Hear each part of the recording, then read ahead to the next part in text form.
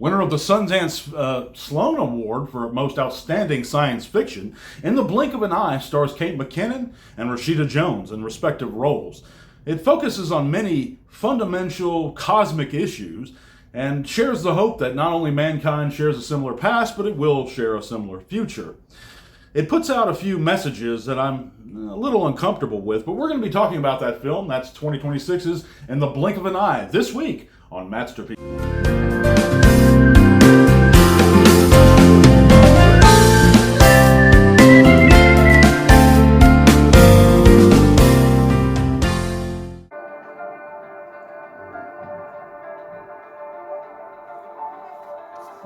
Oh my God, jumping around again.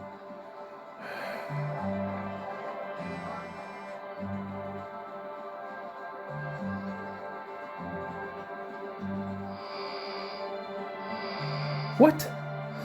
Now we're in the future again. Oh my God. Now we're in the present again. What the? Welcome back to Masterpiece Theater. Thank you for joining me this week. We have a lot to talk about with this film that's in the blink of an eye. And of course, guys, you can check out my Letterboxd reviews by clicking that link in the description below. I have all kinds there that I don't have on YouTube. And some of them go into pretty good detail, so check those out. Be sure to follow me there. And this is Matt Sibley writing for Letterboxd. In the Blink of an Eye starts off with some approximately 50,000 years ago with the Neanderthal Thorn and his family, and we watch Thorn and his family struggle to make fire. They attempt to build tools and instruments, even detailed jewelry, and even have their own specific language that I found, and it wasn't guttural at all. It was very detailed, sophisticated sounding language. But the film starts off by naming not only Thorn on screen, but each of his family members, and it goes through the notion of actually, and the trouble of actually naming them, including the baby, their first baby by the name of Ebb, who passes away sometime down the film. Now, after the initial introductions, the film quickly jerks us to over 50,000 or about 50,000 years later into our present day, where we see Rashida Jones and her sometimes lover slash boyfriend, played by Daveed Diggs, and their struggles in their relationship, and her dealing with a critically ill mother. Of course, she also happens to be a researcher who's unearthing the very fossilized remains of our beloved Neanderthal Thorn. But of course, before we get the chance to really acclimate, the film quickly jumps to the future, some 400 years later in the 25th century, with Kate McKinnon's character, Coakley. And she's on an intergalactic colonization vessel headed for a homeworld about to colonize. Her only friend on this journey, of course, is an AI computer she talks to. Of course, I'm simplifying some things because the film jumps around so quickly, the audience really doesn't have an opportunity to determine these things at any discernible length of time other than by watching the entire film. That's how you get all these details. And I have no problem with that, but it seems a little bit just jarring to me while I was watching it. The structure itself was quite disjointed. The film, unlike what some other reviewers say, did look good in my opinion. It looked fine anyway for what they were trying to accomplish, but yet the movie left me with an uneasy feeling. And I'm not going to get into it too much and in too detail, but in a spiritual, personal way, I didn't like some of the messages it was trying to convey. In the future, for example, we see Kate McKinnon breeding babies in artificial wombs with the help of some sort of ectoplasmic clear pink goop. Again, it's science fiction. I can appreciate that, but it seemed a little far-fetched, and it seemed like they were advocating certain messages that I'm not on board with, anti-theistic messages, for example. But that, judging the movie for its own merits, it had this breakneck pacing where it switched you around too much. I believe there was several scenes within the course of 15 seconds.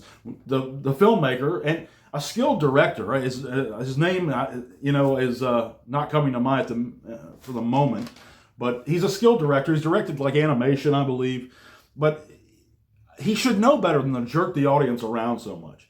And that's the biggest complaint I had with the movie, other than the fact that Rashida Jones' character and some of them, I mean, the one that I empathized with, I appreciated the most was the Neanderthal Thorn and his family.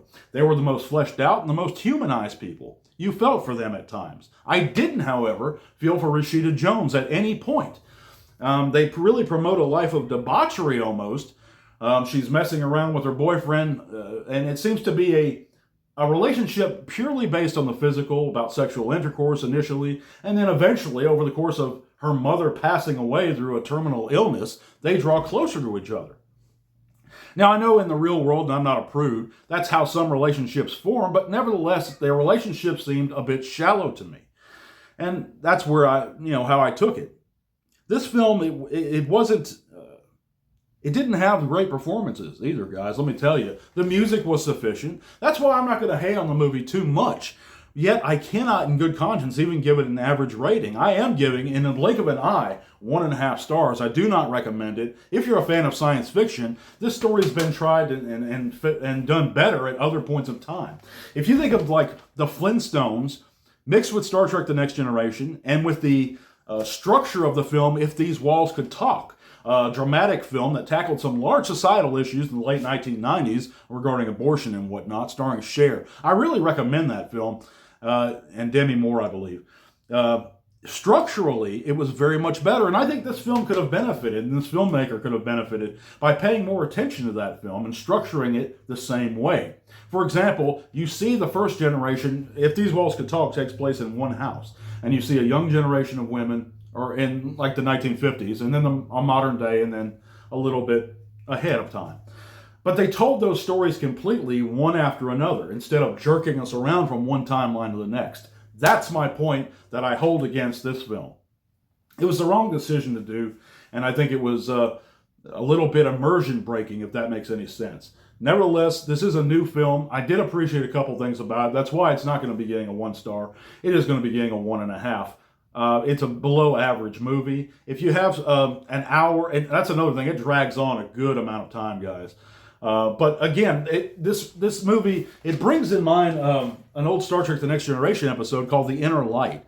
And again, that one had a bit of time traveling in it, but it was pure science fiction. As a matter of fact, it won several awards, that episode. And it just did things a lot better than this film did.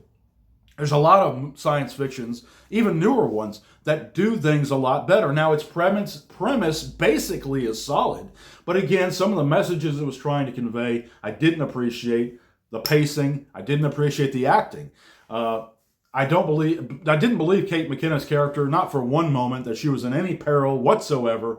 There was a predicament in the film where she had to either sacrifice her life. It had to do with the matter of supplying oxygen to this plant life. And basically the AI computer, her friend, they had to shut her down or die. And Kate McKinnon was upset about that. I didn't believe that relationship. I didn't believe it at all, or anything regarding the future setting. The Rashida Jones situation, she's a fine actress. I have nothing against her, or Daveed Diggs. But again, I didn't believe them. I thought their relationship was shallow. It didn't have the depth I would want to see. And that is what it is. But I thank you guys for listening to Masterpiece Theater this week. We're going to be having a new show next week.